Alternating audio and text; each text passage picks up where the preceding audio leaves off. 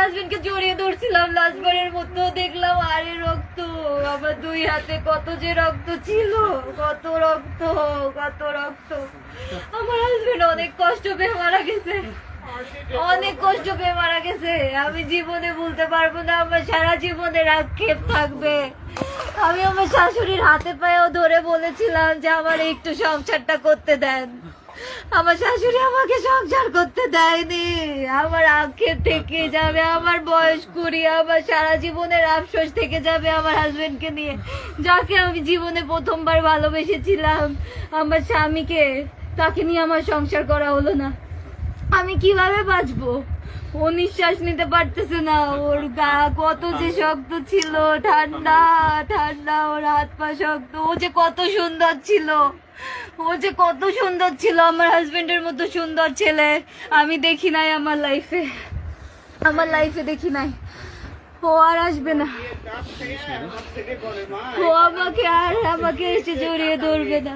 ও যাওয়ার আগে আমাকে একবার বলেও গেল না, যাওয়ার আগে আমার একবার হাগও করলো না, জড়িয়েও ধরলো না। ও নিজের মতো চলে গেল। কত অভিমান, কত কষ্ট নিয়ে যে ও চলে গেল,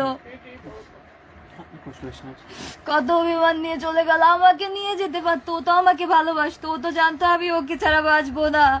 ও তো আগে আমাকে শুট করতে পারতো, তারপর তো নিজেকে শুট করতো, দুজনে একসাথে চলে যেতাম, তাহলে তো এত কষ্ট সহ্য করতে হতো না। আজকে আমাকে যে প্রেস মিডিয়া, এই যে লাইভে আসতে হচ্ছে আমার স্বামীর মৃত্যু নিয়ে, আমার স্বামীর মৃত্যু নিয়ে আমাকে কথা বলতে হচ্ছে। আমার স্বামী আমাকে কি করে দিয়ে চলে গেল।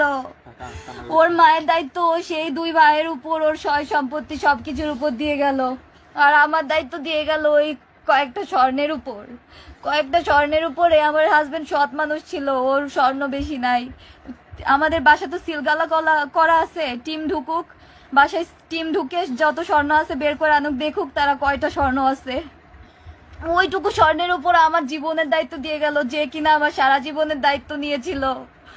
আমাকে একটু থাকতে দিল না আমার শাশুড়ি। এখানে হাজার হাজার মেয়ে আপনার জন্য কাছে, আপনার মতো যারা ফেস করে, এখানে আমার শাশুড়ি আমাকে একটু সংসার করতে দিল না।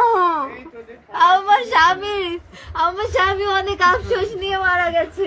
দেখুন উনি দুবার স্ট্রোক করেছে সুস্মিতার বাবা, এখানে ঘর এখনো শোকে স্তব্ধ। এখানে আমার স্বামী অনেক আফসোস নিয়ে মারা গেছে, বাড়ির প্রতিবেশীরা পর্যন্ত আমার এখানে স্বামী অনেক অভিমান, অনেক আফসোস নিয়ে মারা গেছে।